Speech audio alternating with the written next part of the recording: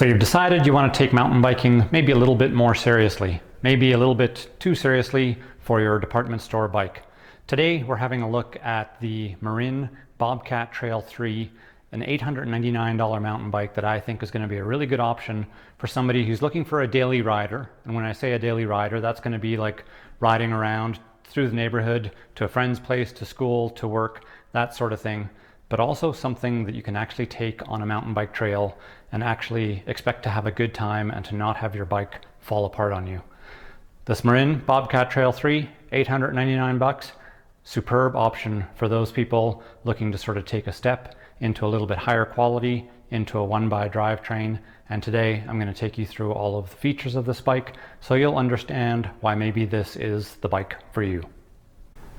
So if you're new to this channel, my name is Graham. The shop here is Bike Bros. We're in Cochrane, Alberta, Canada, and I take a pretty deep dive into a number of different bikes so that potential buyers can get a really good understanding of what is going on with a bike so that they can make an informed decision. In today's video, we're having a look at, this is the new 2025 Marin Bobcat Trail 3, and I'm going to be showing you a lot of the sort of features of these bikes, places where maybe you want to consider some upgrades, and also the things that are really strengths that would help it to stand out against a lot of different options. I'm swinging the camera back and forth between the two different color options, this red and silver or that blue and gray. Two really nice looking bikes, of course, with this blue and gray having the tan wall tires to give it a little bit more of a sort of a funky look to it. So this bike here, the first price point in the Marin Bobcat Trail series of bikes at $899. There is a Bobcat Trail 3, which is what we're looking at. There's also a 4. That one goes to $999. The biggest thing with that is that it really increases sort of the number of gears. So you get a little bit of a broader range of gears on that Bobcat Trail 4. Then there's also a Bobcat Trail 5 at $1199, and it really takes a step up into higher quality drivetrain and a little bit more durable fork. A major feature on any of these Bobcat trails compared to virtually anything else out there at these price points is the fact that this has a 120 millimeter travel fork.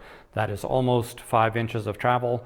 And the reason that's a standout is because virtually everything else in these sorts of categories or price points, things like the Giant Talon or the Trek Marlin series of bikes, they will always have a 100 millimeter travel fork.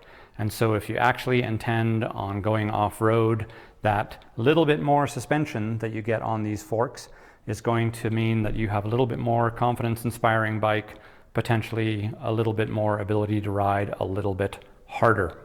So that's a really good feature in my mind, because at these price points under $1,000, you really want to concentrate on spreading your dollar as far as it possibly can go so that you're getting the most bang for your buck. These bikes, the Bobcat Trail 3s we're looking at, I weighed them. This is a size small on 27.5-inch wheels. That was a 32.5 pound bike. So between that and going all the way up to an extra large, you might add half a pound of extra weight as you go up to a 29er in an extra large sized frame.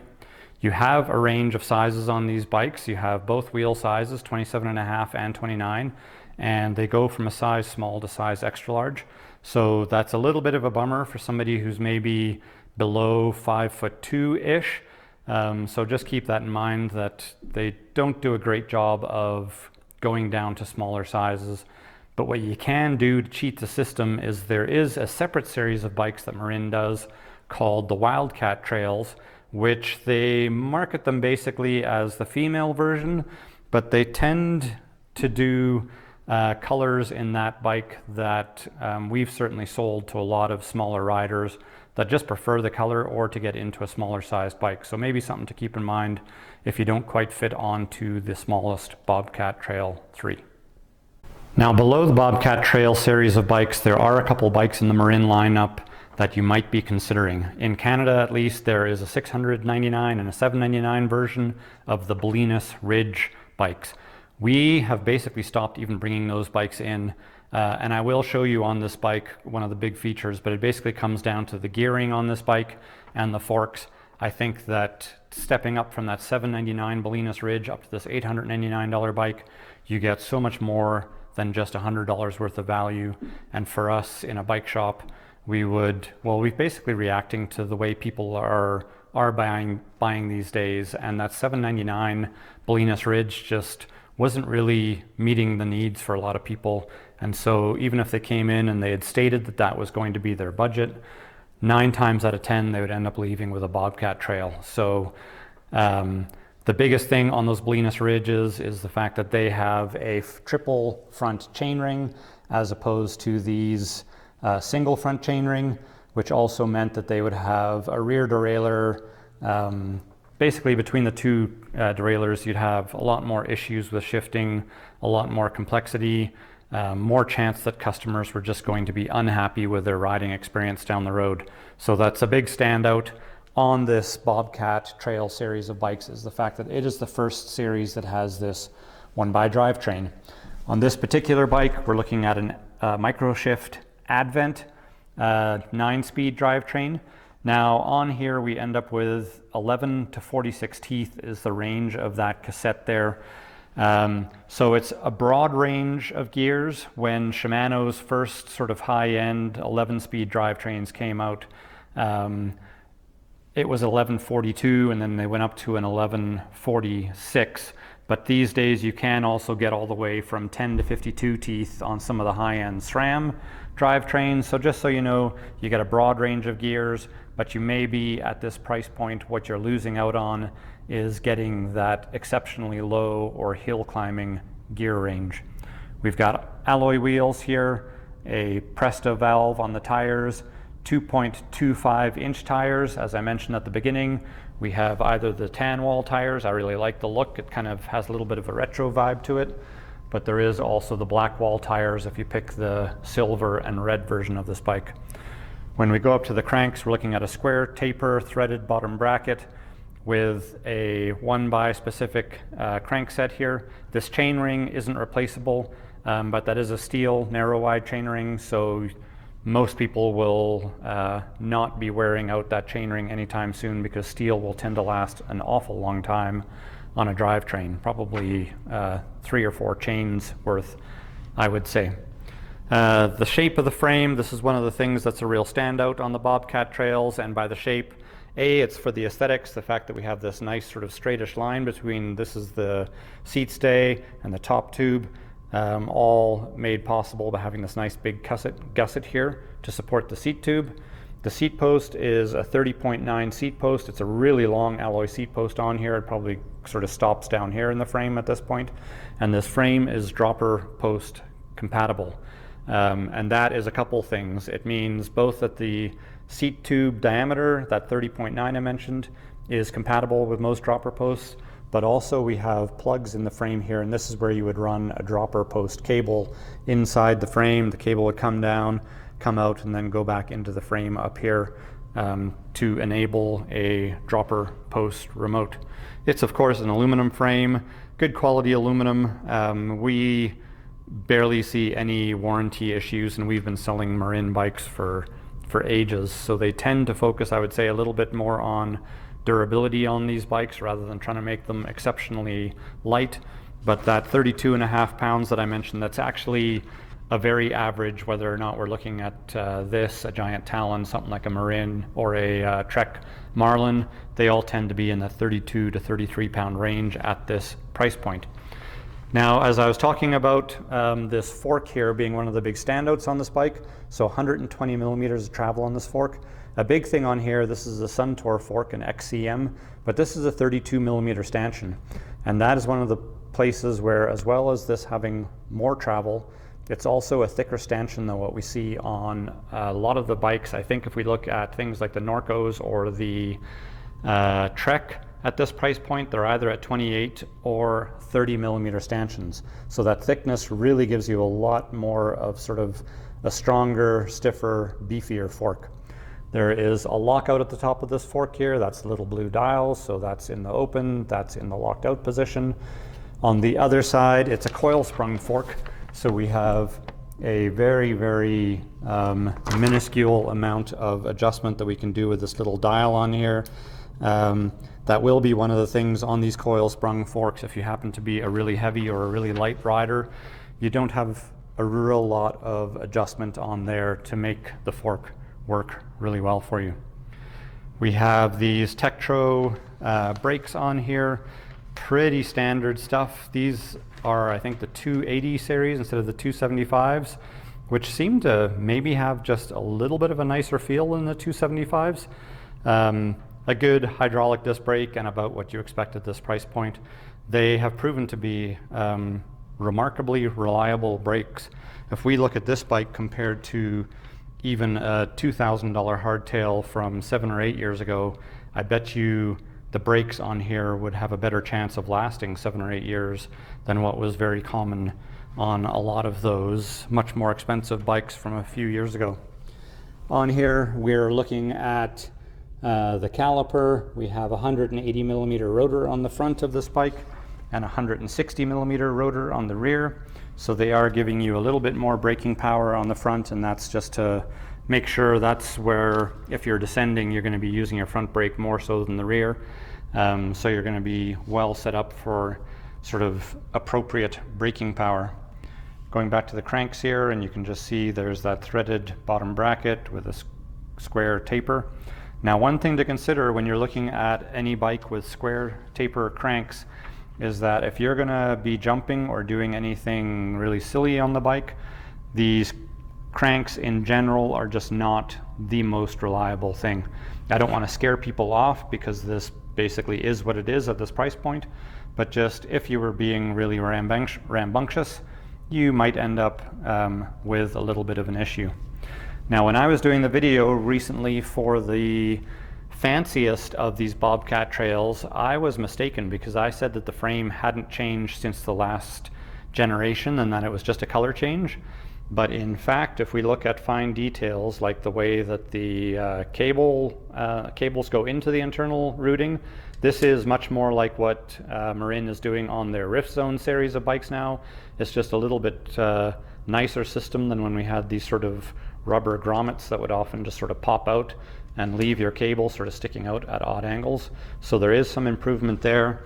There's also improvement on this dropout at the back here. It's now built for an 18 millimeter direct mount kickstand. So if you wanted to put a kickstand on a bike like this, you no longer are having to clamp onto the chainstay. You're just bolting directly onto these two little threaded spots here.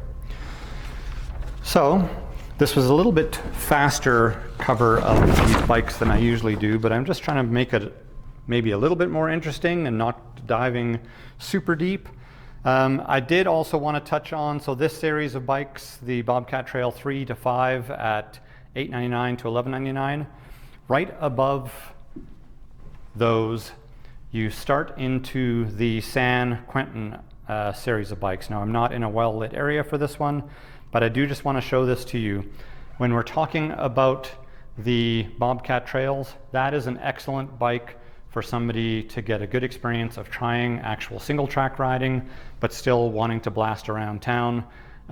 Very appropriate, and probably between the frame geometry and the amount of travel that you have with that fork, maybe one of the best bikes that you're going to be able to find in a bike shop for that sort of purpose. If that isn't quite enough bike for you, it's this series of bikes here, and thankfully with this white frame here you can sort of see a bit of what I'm talking about.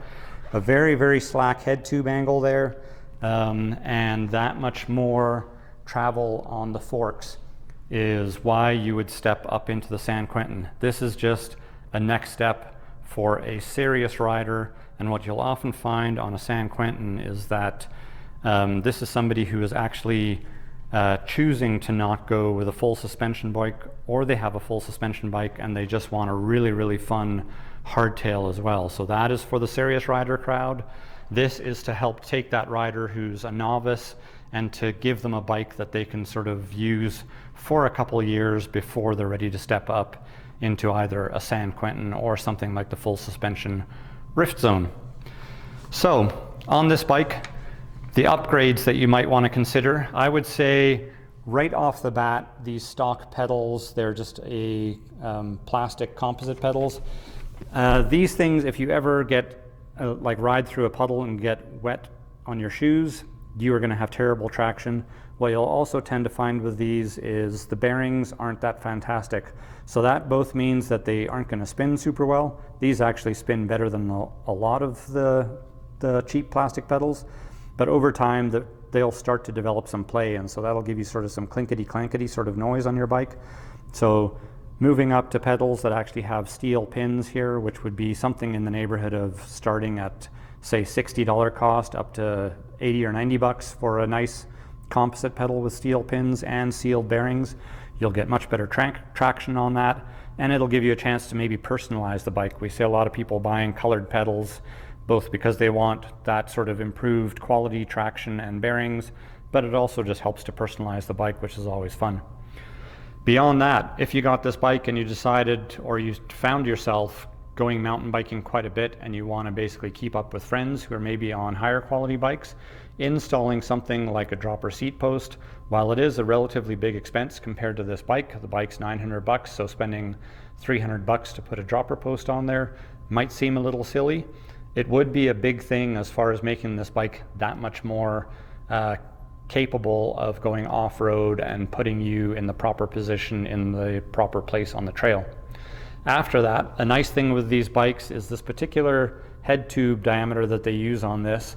As seen on the top of the line Bobcat Trail 5, you can actually change this bottom cup here, which allows you to put a tapered steer tube fork on this bike. So you fall in love with this bike because you love this gray yellow combination, you've invested in a dropper seat post maybe, you've decided it's time to go with an air spring fork, which would give you probably a much lighter fork and the ability to adjust the air spring to work exactly for you.